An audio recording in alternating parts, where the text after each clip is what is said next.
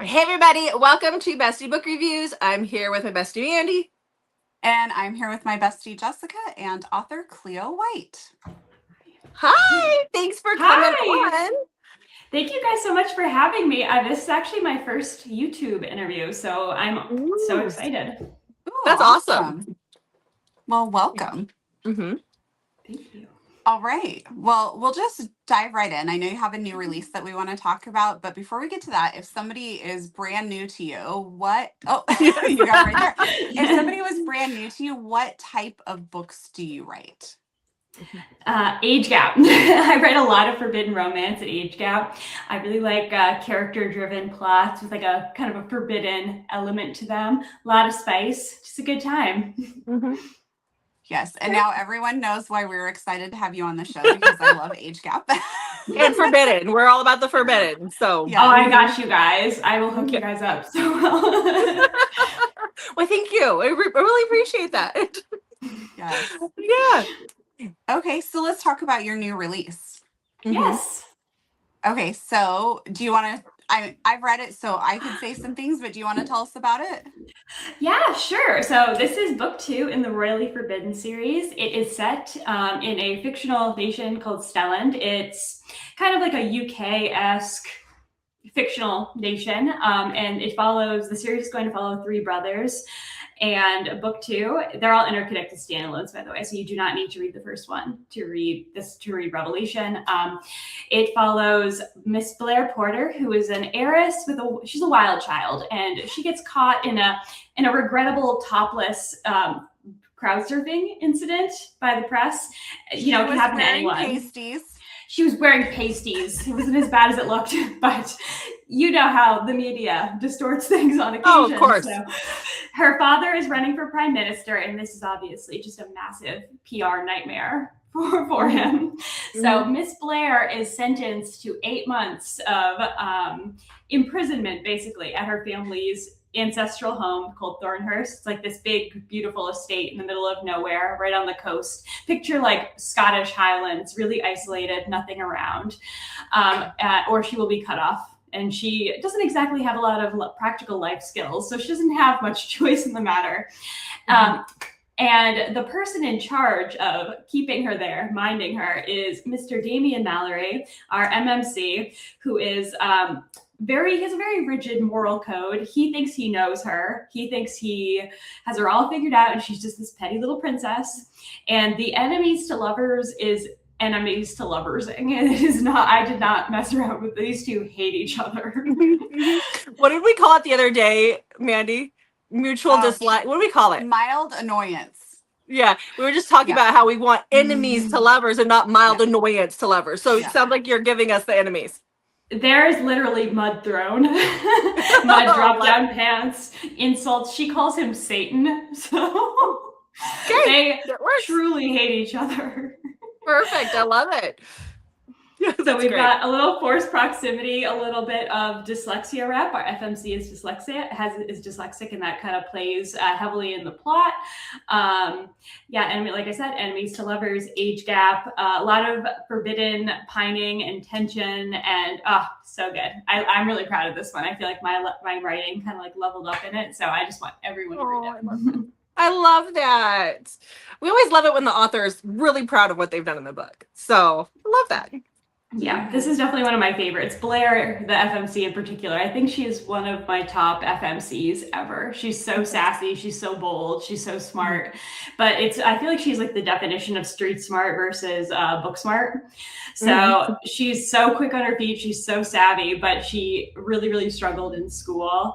So there's a lot of layers to the characters. And a lot of people who read it say that about in the 50% mark, there's a massive shift in the plot. And I would say that's pretty accurate. Because in the beginning, at times, it's a little hard to like Blair, because she is, she does come across really spoiled. And then she is. Yeah. She is spoiled. She is a brat, you know, but I think the key to the book is kind of like seeing why she is the way she is, and seeing her grow, I think was really, really rewarding for me as an author. Like I watched this girl grow up basically on page a little bit and to become more grounded and human. And it was a really cool process taking her from a very unlikable FMC to someone that we can all kind of see ourselves in. Yeah. Love that She character. definitely, I mean, like usually we want our characters to grow and change a little bit, but I would definitely say she does a pretty much almost like a 180 for what we see for her. Yeah. And I think it's hinted that a lot of that was there, but she wasn't showing that to everyone. Yeah, so we're kind of discovering the layers of Blair alongside Damien.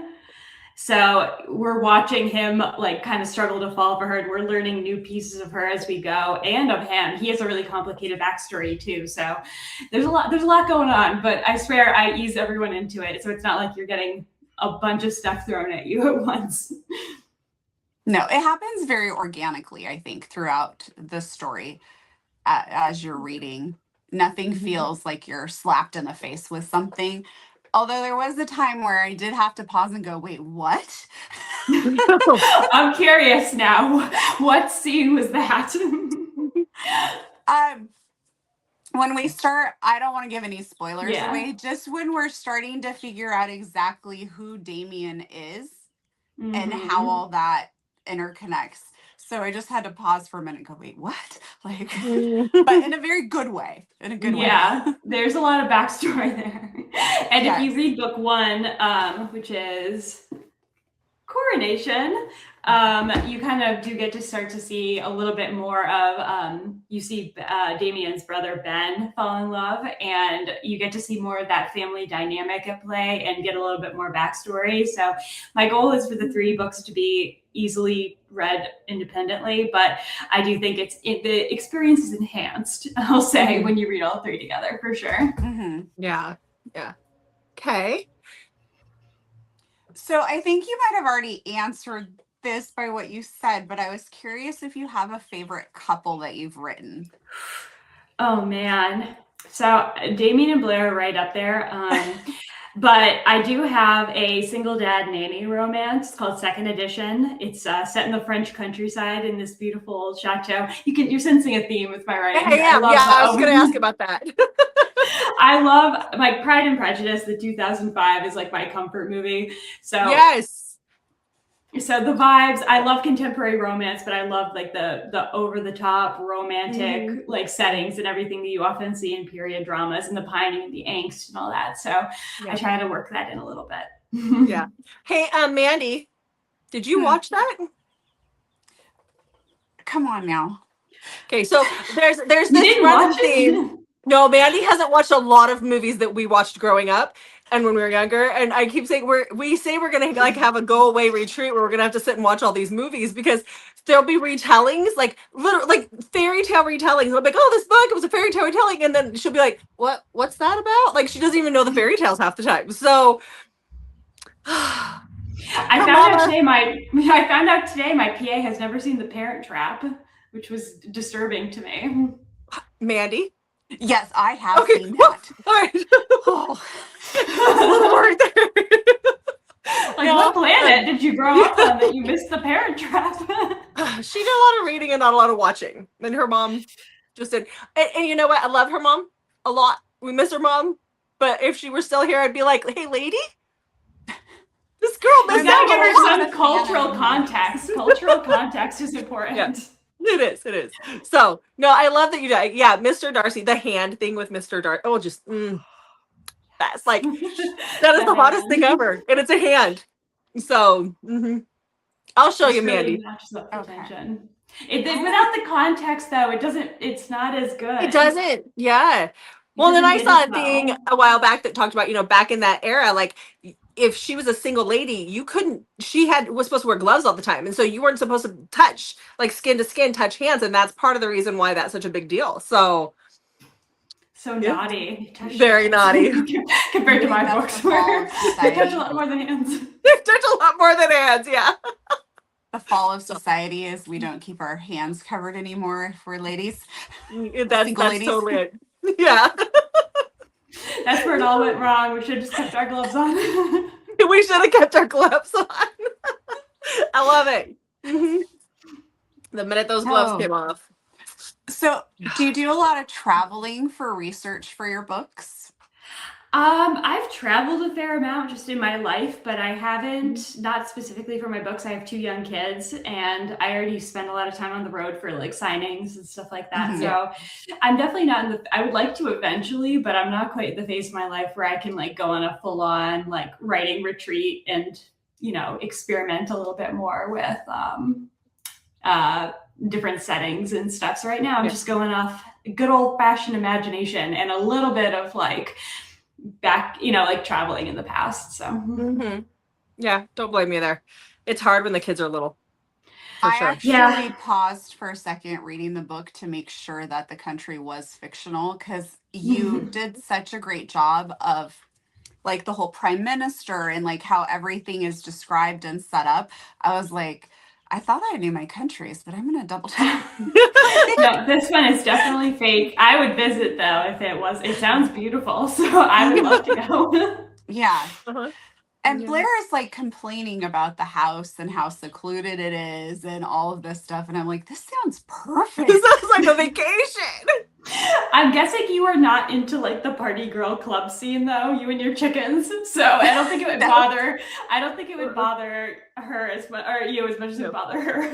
No. Yeah. We grew up in a very, very small town. There was nothing to do but go to like the football game on Friday night. So, and even in college, I mean, there was a little bit of fun things I'm sure Mandy, I know she did in college. I moved to Alaska and I had some fun, but not like that. Not like that. No party scenes.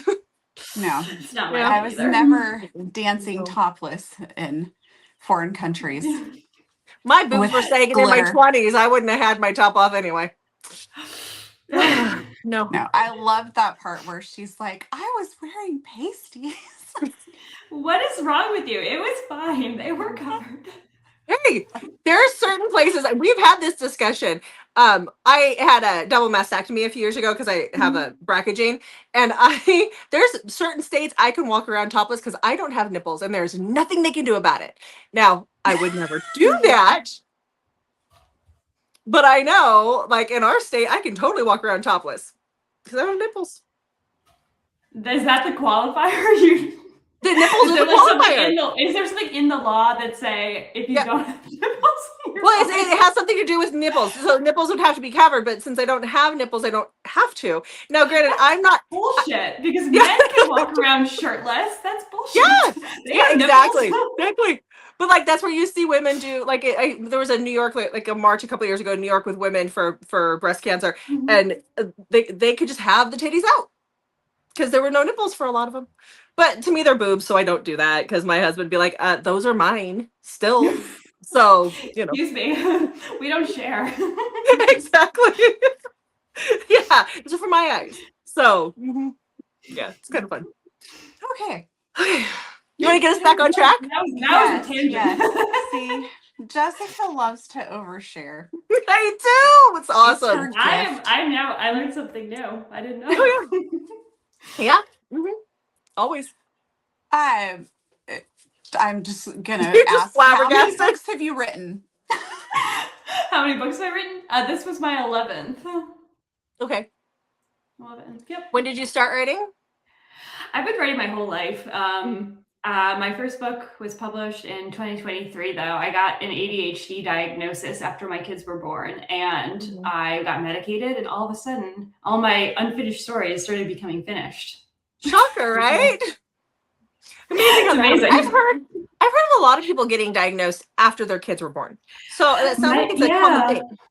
Yeah, my therapist said that a lot of people develop coping mechanisms before you have kids. Like, you know, you find ways to get your brain to do what you need it to do. Yeah. And then you have children, and all of a sudden, all those coping mechanisms are just useless. You know, you're like thrown to the wind. Everything's chaos. Yes. I was not doing well. So like, it was definitely a game. It changed my whole life. So clearly, I have a career now. Like, it's pretty good. I like it. Yeah, exactly. And that makes sense because the kids, yeah, chaos when they're little. Flip the table on your life.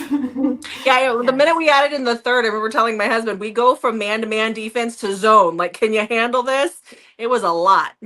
It's a lot. You're outnumbered now, so that's a lot. Mm-hmm. Yeah, exactly. Yeah, they all survived. We're good. So we survived. It's great. I know, right? It was a little touch and go for my husband and I, but the kids are great. Yeah, exactly. Yeah, kids are alive. That's what's important. Yeah, they were more alive than we were by the end of like their toddlerhood. Toddler years are hard. Yeah. So what made you decide to start publishing then? To be honest, I was so excited that I finally finished a book and that I liked it. I just kind of, I cannot emphasize enough how little research I did into self-publishing before I started. Like, I truly did my first book out into the world and hope for the best. And I've learned a little bit more with each one. And I'm kind of glad now that I did it that way, because if I had known the many layers of self-publishing and like how much I would have to learn and grow and I would never have started. You know, I didn't realize how much I didn't know. So, but now it's like my life's work. I'm super passionate about it. I love indie publishing. I love writing. And, I just learn a little bit every time. So we know we're here to talk about your newest release, but can you tell us like what's coming yet? So I'm about 30% into book 3 in this series.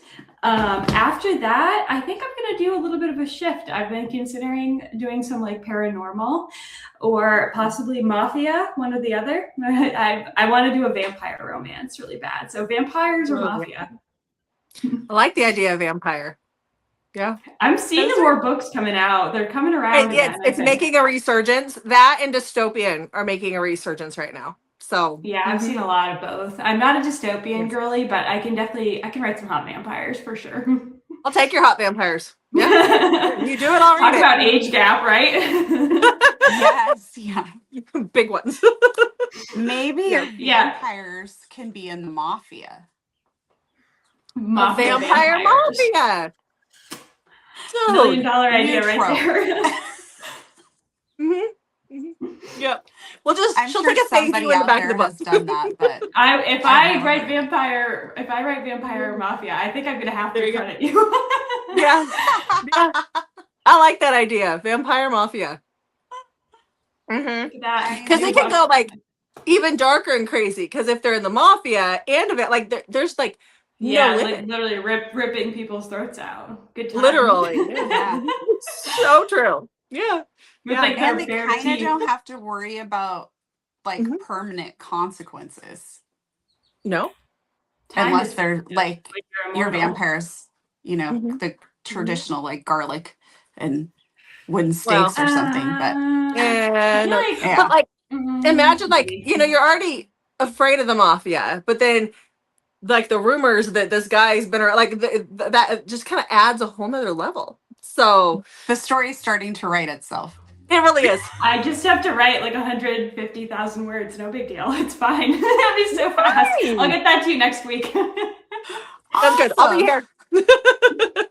I'll be sure to let you guys know. Just hold your breath. It'll be done so soon. Perfect. Can't wait. Especially considering it's a massive genre shift for me that I've never written before. It'll be a breeze. Oh yeah, so simple. Yeah. Yeah, I think it might take you a little bit of time to figure that out. But I think that'd be kind of fun for you to switch a little bit genre there. So yeah, right. I'm not bored exactly, but I kind of want to like, you know, flex the writing muscle and try something new. And you don't want to get pigeonholed into, well, this is all she writes. So correct. Yeah. So I love that. So the third book, do you anticipate that would be out this year, next year? It's currently scheduled for November. It'll be done a lot earlier, but you know, you have to get editors and cover designers and everyone all lined up, which usually takes a little bit of finagling. So November is scheduled for book 3. And I'm hoping to also put out a novella sometime this summer, just because I like writing novellas and they're a nice little palate cleanser between like heavier stories. Yeah. Will the novella just be a random one, or will it tie into the series? It's going to be probably a standalone. But I like to do, in a lot of my other books, not in Royally Forbidden, I like to do like crossovers. So I'll like pull in characters from other books, and the people love that. So I'm gonna give the people what they want. Okay, well, we'll have to keep our eye out for that. Yeah. My computer went to sleep on me. Oh, Sorry. no. So all the questions are gone now, aren't they? Darn. So when you are writing, what is your writing process? Do you just do you come up with an outline? Do you just sit and type? You a prancer or pacer? I'm a pantser, and I'm trying to be. I'm a pantser who desperately wants to be a plotter. Like I want it so badly. I don't know if it'll ever entirely happen. I've been like getting more into craft and learning more about story structure. Until now, I've been kind of just like doing what instinctively feels right. But I kind of want. It's kind of, first of all, it's kind of cool to like look back on my previous stories and see what I was doing subconsciously. And I was like, oh, okay, that's actually right. I just didn't know it was like technically correct. So I've been learning more about story structure and plot and pacing and stuff recently, just to kind of improve my writing. But I typically start with a lot of character development. I either do like Enneagram is great, and like the 16 personalities, Myers-Briggs. So I kind of start with like an actual technical personality type. And then I work backwards and I add in like the characters, like backstory and trauma and everything like that, and like kind of have a really good idea of who they are as a person before I start writing. So I think it does make the process a lot easier. After that, I tend to write chronologically. Like I don't jump around, because the plot usually changes, and I have before jumped around, and then that ends up getting thrown out almost every single time. So I'm trying to save myself the heartbreak. Yeah. Yeah. Don't blame me there. But yeah, there's usually like a couple like really big key scenes that I really want to hit in any book. So I will write those. I call them emotional anchor points. So it kind of like pulls the story along, and you have to get to that next one. But I don't really allow myself to write anything else. That's because it will get thrown out and I will be crying. So yeah, I can see that. There's just like 20,000 words out the door. Like no big deal. It only took me a couple of weeks. Only. Yeah. Yeah. Exactly. Emotional damage. Just doing it to yourself over there. That can be one of your characters' traumatic backstories, is that they're a writer and they keep having to throw out their work. Oh man. Yeah. It would be very visceral, because I know exactly how it feels. Exactly. Yeah. So what do you like to do in your free time? I garden a lot, and my family and I hike. We're outdoorsy. I'm not a camper. I don't do sleeping outside, but I'll do everything else outside. Vermont is great. We do a lot of like blueberry picking in the summer, and yeah, just a lot of time outside. I like to read, obviously, because that's kind of what got us here in the first place. But yeah. And I admittedly have not had a lot of free time recently, just because of my work schedule and all these events I've been going to and stuff like that. So, but I am excited to frolic barefoot outside in the yard very soon. Very soon. Yeah. Yeah. Yeah. For us, it's like July, but for you, it should be soon. So I was out there today. It was pretty nice. It was like 60 degrees and it was sunny. So that is intro to frolicking weather, I would call it. It's in the high 50s here and sunny. So yeah. Almost frolicking weather. 70 today. Did you? I didn't. Yes. I got gypped. I'm farther north than she is. So yeah. It was very nice, but now it's kind of starting to cloud up again. So who knows? Oh no, it's sunny and all the cherry trees are blooming. It's just gorgeous. Oh, it's so pretty. Tulips are up everywhere. Yeah. Tulips are coming up in my garden too. It's really nice. It's crazy that we live in the mountains. So like I have a friend who lives like 10 minutes away from me, and she's further up the mountain than I am. I'm more in the valley, and it's always warmer at my house than it is at her house. Interesting. It's crazy. Yeah. So this time of year, they always have the Tulip Festival, which is down in Mount Vernon. So it's about an hour from me, but like the field, you feel like you're in Holland. It's just gorgeous and fun. And this is the time of year it happens. So everybody's tulips are up right now. Yeah. Love it. It's so pretty. Yeah. So what do you like to read? Everything. I try not to read too much contemporary while I am actively writing a contemporary romance. I'm always like paranoid I'm going to plagiarize by accident. Yeah, you don't want to affect your book. Yeah. I don't want to do that. And also like I find myself like taking on characteristics of like the characters and stuff. But if the book, so like when I'm writing, I tend to like stick more like romantasy or like maybe even a little dark romance depending on my mood. I'm a flip-flopper. I'm a massive mood reader and a mood writer. So I'm just following the dopamine wherever it takes me. Yeah. I feel that. I feel that a lot. Mm-hmm. Yeah. Arc readers are amazing in my mind. Like I have people on my team, they have like schedules on what arcs they're going to read and what like the days they start, the day they're supposed to finish. How like I can't do that. I could never. No, I'm too much of a mood reader. I can't do that. And I do have certain authors. I do actually alpha and beta read for a couple of authors, but like I know that those are coming up and I schedule like I just know when I have to have them done by and then I just fit them into my schedule. But Mandy makes a list every month of books that she wants to read. I can't do that. And we have a TBR that we film every month. We have a TBR video and we talk about what's coming out and we put 15 books on it each. Mandy will tend to get all of those books. I get maybe 5 because I just don't care. I put it on a list. It's a suggestion. It's not a rule. And I just can't do it.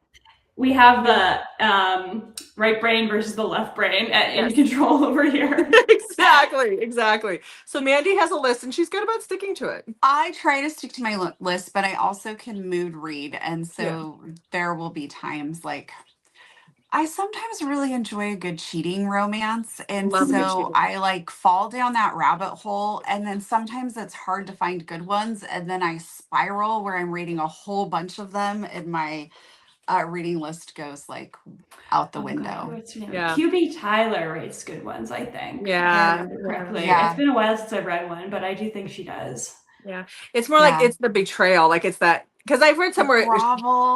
They cheat with like she'll cheat on her boyfriend with the main MMC. And that's one thing, like, but I want her cheated on. Like I want the grovel. I want the angst of it all. I want him to cheat on her. So, and I know that that's not very popular, but we love it. It's the second chance, you know? Yeah, it is. It is. Yeah. Maybe your mafia vampire could like cheat on his heroine. I like my MMCs so pathetically besotted that it's almost disgusting. But I like this one. He does a hell of a grovel in that one. I don't want to give too much away, but book 1 in the series, he messes up and he has to work for it. We love it when they have to grovel. It's great. Yes, Make the him grovel is good. Yeah, exactly. Yeah. Okay, well, you mentioned. Oh, go ahead, Mandy.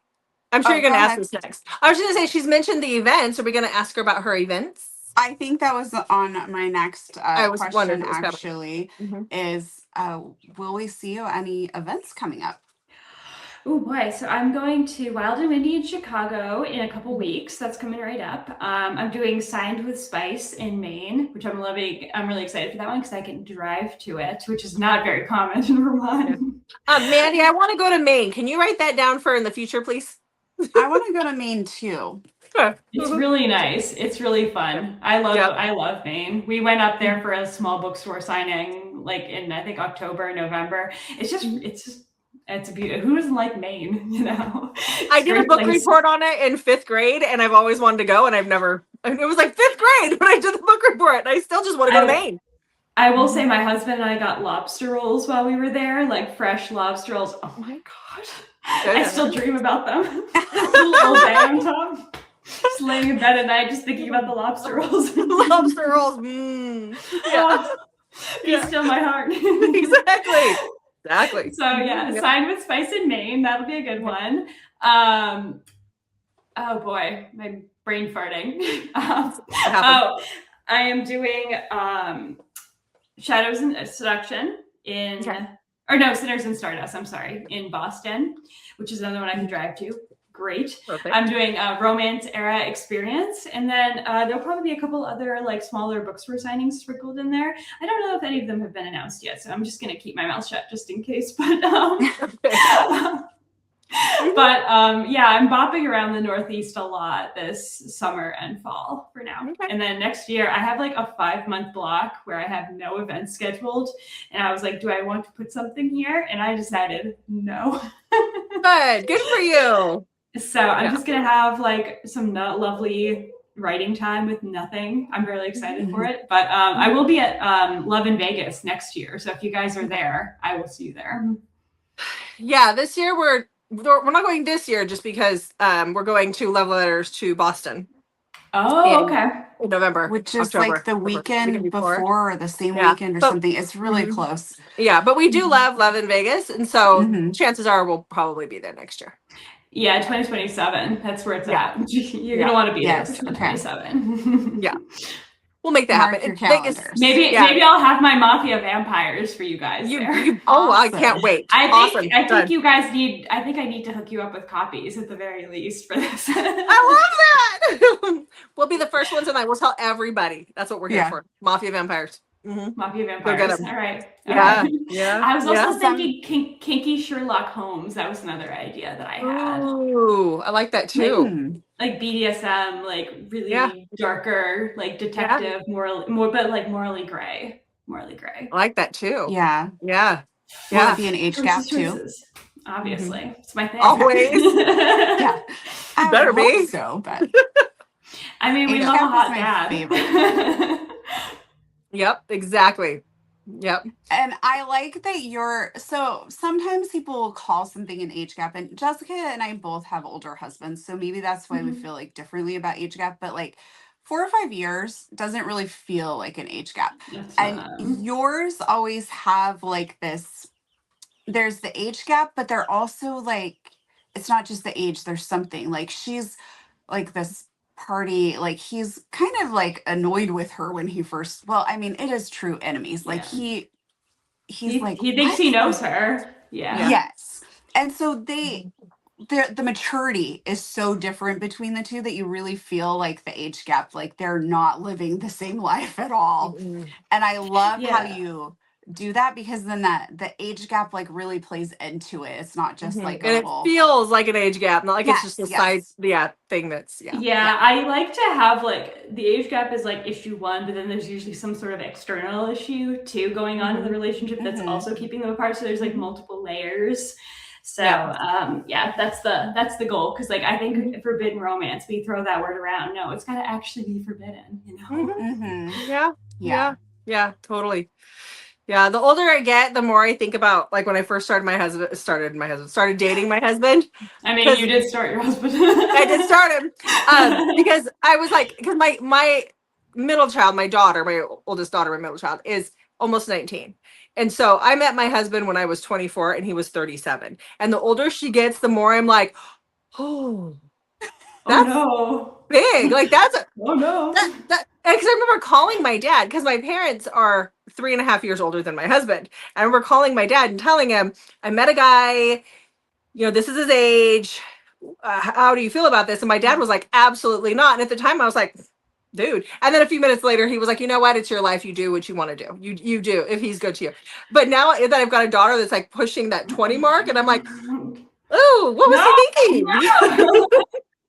I was a child. Well, just because that's a big gap. So yeah. You guys should check out, I have a little novella. It's a great little palate cleanser in between like heavy reads. It's called Out of Sight.